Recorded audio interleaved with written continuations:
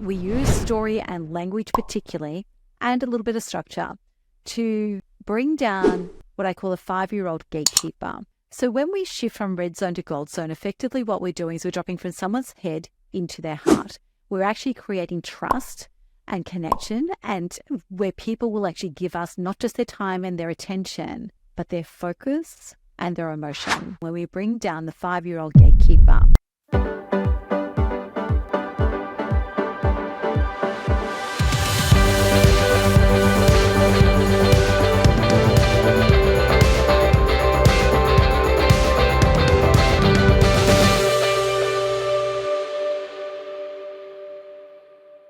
Welcome back. In this conversation, I want to have a chat about how you're so good literally kills your speaking future.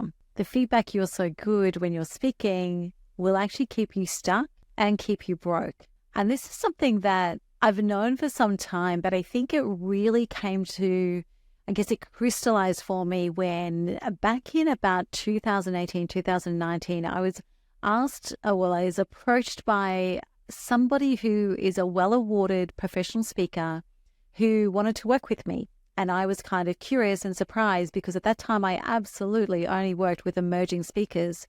And I kind of said to him, I work with emerging speakers, like people just getting started. Like, I'm not quite sure I can be of any help. And his very quietly spoken confession was that he thought that I might be able to help him because the truth was, he wasn't making enough money to leave his full-time job. Now, he's well known to me and well known to many people on my network, so I'm not going to use his name. But I did go and watch him speak because I said to him, well, why don't I come and watch you speak the next time you speak so I can see whether or not I can actually help you. And so the next time he was going to be speaking in our local city was as a closing keynote for a conference of 500 people. So I went along and watched the entire delivery and saw that everybody was captivated. It was hard not to be. An extraordinary story. And when we finished, as the closing keynote, we were at the back of the room and literally not able to leave for almost an hour. And I do believe that at least 400 of the 500 people stopped and didn't leave until they'd spoken to him. Now, by anyone's terms, that would make you feel like you were successful, that you'd made it. And yet, he wasn't making enough money to turn this into his full-time profession and vacation, which is all that he wanted. His marketing collateral was amazing. His delivery was good. His content and his story were very big. And his message was someone that was in demand and a market would pay for it. And the best way to sum up what was happening to him is to take you into what was happening when all those people were coming up to speak to him at the end of the event. And what was happening was people were coming up and saying, you're so good, you're so courageous, you're so brave, you're so amazing, your story is incredible, the world needs to hear this. The world needs the hope that you bring. You're so brave. I don't think I could do what you did. Your story is huge, your story is amazing, your recovery is incredible. And the best way to describe it is that when you hear that, your audience is talking about you. Now, there is no doubt that no matter what level you get to as a speaker, for whatever reason you're speaking, you will have some of, that was so good, that was amazing, your story is incredible, but it should only be a small percentage of your feedback. The difference that we're looking for to break you out of you're so good, and let me back up for a moment. Let me talk about, we have a triangle that we call the tipping point. I want you to visualize, if you're listening to this on the run, I want you to visualize a triangle with 6 layers in it. From the base to the point, there's 6 rows. If you're at home and somewhere near pen and paper, feel free to draw this out as we go along. I'll also make sure a copy of the tipping point is added to the show notes and into the YouTube description. The tipping point is this. It is literally the gradients from when we first start out, when we first realize that speaking is a thing for whatever we want to use it for, to when we actually start really nailing it and knocking it out of the park. So if you think about the bottom 3 layers on this triangle, the bottom 3 rows, think about them as being red. This is the red zone. So the first layer of this is asleep and fighting. And what we mean by this is that as far as any market is aware, you're asleep. They don't really know you exist. So you're not even on their radar. But you've discovered there's something that you want to speak about and fight for or fight with or deliver or impart or share. And you feel like you're doing everything to fight for attention. So you're asleep from a market perspective, but you're fighting for attention from your perspective. The next level up from that, layer number 2, still in the red zone, is people are noticing me. And what that means is like people are noticing your content. They might share your blog. You might get asked to speak in rooms, in networking events. You might get asked to speak in other places as well.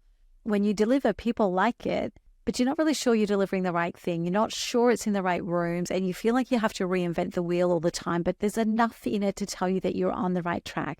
So people are noticing you. They might say, hey, great presentation. Hey, loved what you spoke about last week. People noticing you, but it's not yet, you can't really define and put your hands on it yet.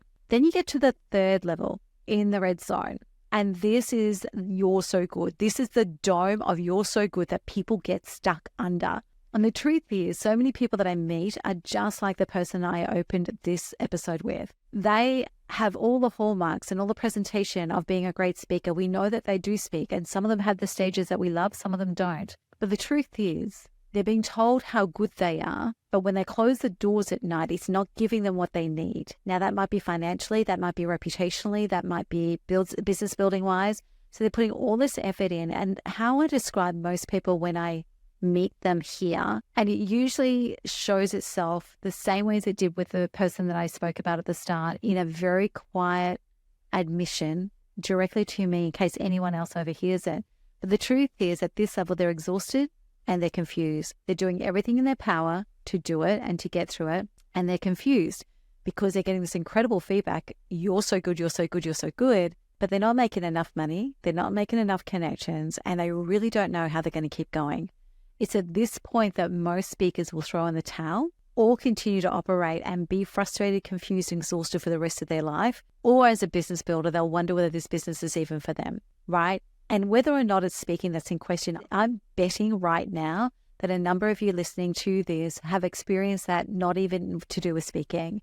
It's the you're so good dome that we get stuck under. What we want to do is we want to break you out of the dome of you're not so good, through the tipping point into what we call the gold zone. So the top 3 layers of this triangle are what we call the gold zone. And the first layer of it is, it's like you're in my head. So when people come up to you after you speak, it's like you're in my head. How do you know my world? Are you looking through my windows? I sound like you were talking to me. When you spoke about your grandfather, it reminded me of mine. When you spoke about your mother, I wish I'd had one like that. When you shared how you did that, I realized I can go and share that with my daughter, my son, my friend, my cat, my dog. The way you spoke about that, I think you can solve a problem we got in our office. Can I talk to you about that? Right? So what they're doing is they're coming up and they're sharing with you what your story and your messages and your speech has elicited within them. It's no longer about you. You've actually dropped from their head, observing how good you are, into their heart, where they're willing to share with you what it elicited in them. This is the gold zone. This is when we know we've shifted from head to heart. Right? And I'm going to circle back in a moment to explain how we do this. The next level on the gold zone is here's my check. And it's literally, here's my check. I need you in my world. I don't care what it costs. Can you come and speak to my people? Can you come and work with my people? Can I introduce you to this person? So here's my check is whatever it is that is the value exchange that you're looking for. For some people, it's money. For some people, it's projects. For some people, it's introductions. For some people, it's collaborations. Here's my check is whatever the value exchange is that you're looking for. And then the next level up from that is something that was given to me by a mentor, one of my very first speaking mentors in a conversation. And it was about the trifecta. And the trifecta was this. The trifecta is every time you speak as a professional speaker, every time you speak, you are rebooked by the organizers, you are booked by someone in the audience, and you are referred to a booking by someone in the audience. And this particular gentleman who was my original mentor, he said to me, he said, whenever I do that, I know I've nailed it. That is my benchmark. That is when I know that I've done it. And the thing is he's been speaking for more than 25 years and he nails the trifecta every time he speaks, including when we first all had to do that dreaded word pivot during the start of COVID. He still nailed the trifecta even when we were suddenly thrust into the virtual environment. It is possible. It is one of the things that even though I don't speak often anymore, when I'm speaking on purpose to elicit a response, I go straight to the trifecta. The beauty of this is that you can too. Right? The way that we push people from red zone to gold zone is we take them through what we call the tipping point, and it's rapid. Once we get the pieces in place, it's very, very fast. And the only way that we get through the tipping point is through structure, story, and language. It's understanding how all of those play together that takes you straight into gold zone. We've had people come in at the red zone. One of the best examples I had was a young man by the name of Toph.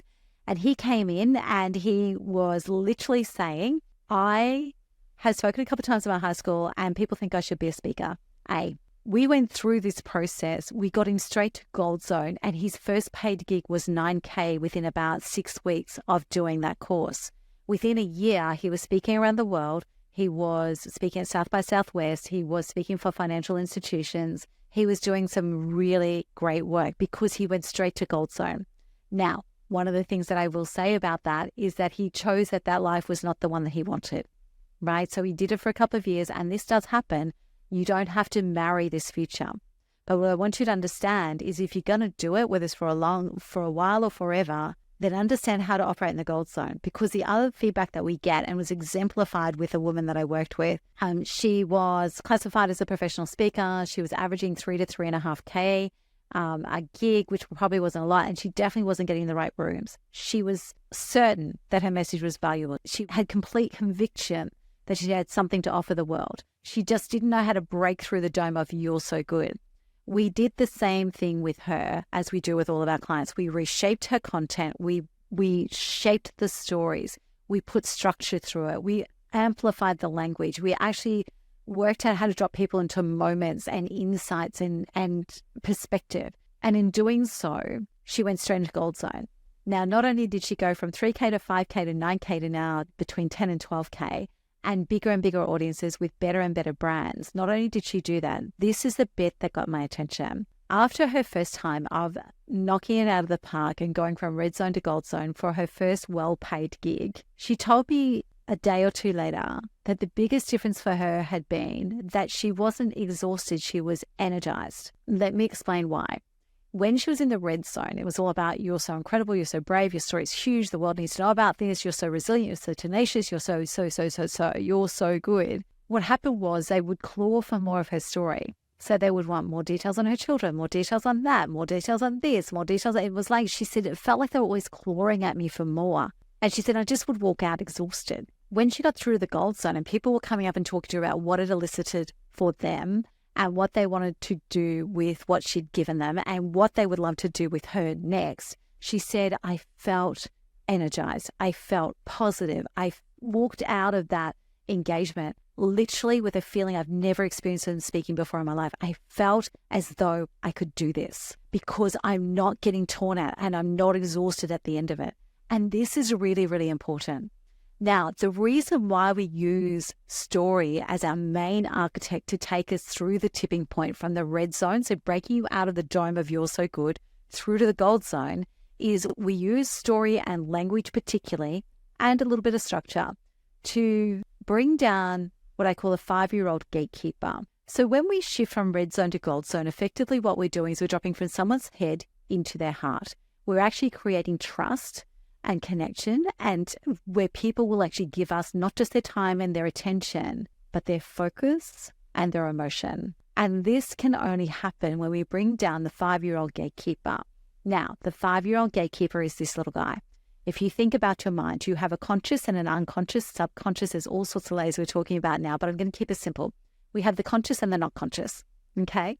And between the two of them, to shift from conscious, which is your logic and your brain, your processing, your head, to the unconscious, which is your heart, your soul, your spirit, all the things that make up who you are as a person, to drop from the conscious to the unconscious, it's like we have a 5-year-old gatekeeper.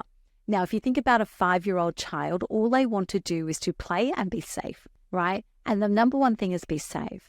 Now, logic doesn't get a 5-year-old child to play ball. Anyone listening along who's got young children will know that logic and arguments and rational approaches will not work with a 2-year-old or a 5-year-old who wants to get their own way and have some fun, right? So the only way to bring that 5-year-old gatekeeper down, because that is the gatekeeper between your conscious and your unconscious, and they will not let you through unless they feel safe. The only way to create that sort of safety that gets the 5-year-old gatekeeper to lay down and to realize that there could be some fun involved is through story.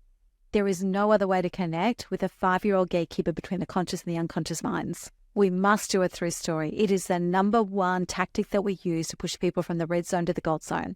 And if you're ready to break out of the dome of "you're so good," then let's pay some close attention to the episodes coming up where we're going to really unpack how we use structure, story, and language, no matter who you are, to break you out of the dome of you're so good. And trust me, once you experience it, you will never, ever go back. And it may well destroy how you listen to other speakers.